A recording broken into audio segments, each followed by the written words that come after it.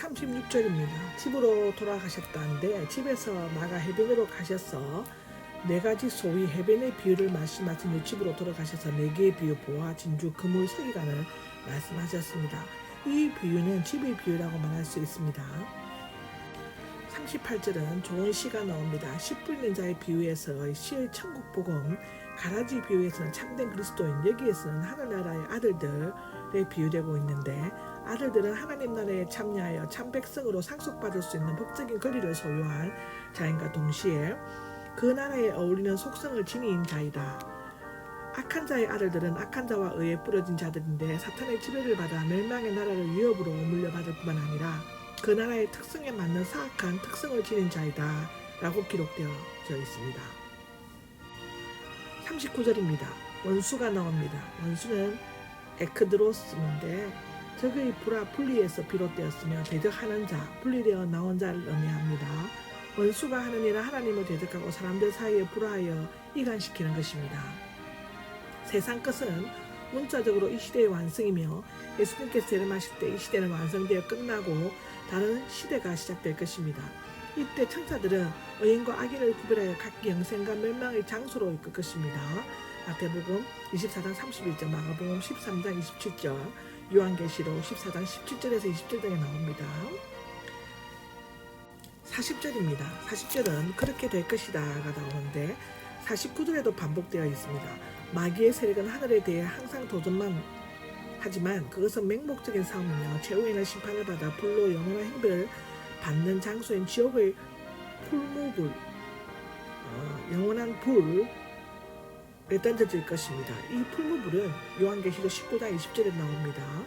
그럼 말라기서 4장 1절에도 나오고 마태복음 25장 41절에도 지옥의 풀무불이 나옵니다.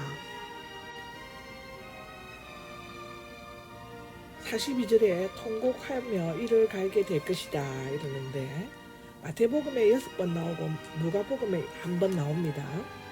하늘나라의 아들들을 실족케 하고 하나님의 뜻을 거슬러 행하는 자들을 기다리는 심판의 고통을 표현하는데 통곡하면은 죽은 사람을 애도할 때 슬피 우는 것을 말하며 이 통곡은 마태복음 2장 18절, 마가복음 5장 38절에 나옵니다. 이를 가는 것은 굶주린 맹수가 물어뜯기 위해 어른거리는 모습을 나타내는데 사도행 등 7장 54절에 나오죠. 천국에서는 찬양과 감사가 넘치지만 지옥에서는 불평과 원망으로 가득 찰 것이라고 기록합니다. 43절을 보면 해처럼 빛날 것이다 나옵니다.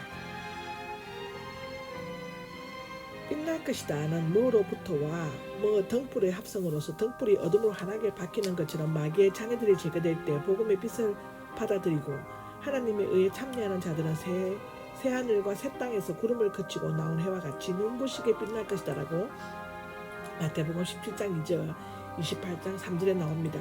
들으라는 현대 명령법으로 이 교훈에 부단히 주의를 기울이라는 뜻이라고 합니다.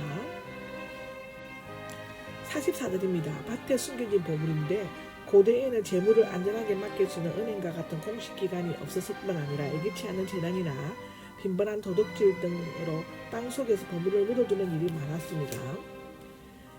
예를 들면 달란트 비유에 나오는 게으른 종과 마찬가지입니다. 마태복음 25장에 나오죠. 발견하자는 당시에는 물건을 발견한 자에게 소유권이 돌아갔는데 이 경우 도덕성 문제를 거론하는 것은 무의미합니다. 이 비유의 요점은 천국의 월등한 가치를 발견한 사람이 크게 기뻐하면서 자신의 전 재산을 팔아서라도 그것을 얻으려고 했다는 것에 있습니다. 마태복음 19장 29절에 나옵니다. 45절에는 좋은 진주가 나오죠. 당시 파사 페르시아만이나 아라비아해 연안에는 그쪽에서 나오는 진주는 매우 아름다워 각지에서 상인들이 몰려들었다고 합니다. 옛사람은 진주를 매우 귀하게 여겼으며 존귀한 것을 상징으로 표현하였다고 잠언 3장 15절, 마태복음 7장 6절에 나옵니다. 진주보다 더 귀한 예수 그리스도의 최고의 선이 궁극의 목적이요 최대의 기쁨인데 그를 위해서는 재산이나 명예, 목숨까지도 아까워할 것이 없답니다. 보물과 진주의 비유가 주는 교훈은 첫째로는 가난한 농부는 우연히 발견했고 부유한 진주 장사는 수고하여 찾았습니다. 우연한 기회에 예수님을 발견하는 사람이 있는가 하면 오랜 노력 끝에 찾는 사람도 있습니다. 그러나 구원 과정은 하나님의 예정적인 뜻 가운데 진행되죠. 두 번째로는 보화나 진주같이 하늘나라의 값지고 귀하다. 이것을 얻기 위해서는 농부처럼 땀 흘려 밭을 갈고 상인처럼 열심히 찾아다녀야 한다고 하는데 찾는 자는 찾게 될 것이다. 하늘나라는 하나님의 주권적인 뜻 가운데 주어지지만 사람이 해야 할 의무는 끊임없이 노력하고 다 수행해야 한다 합니다.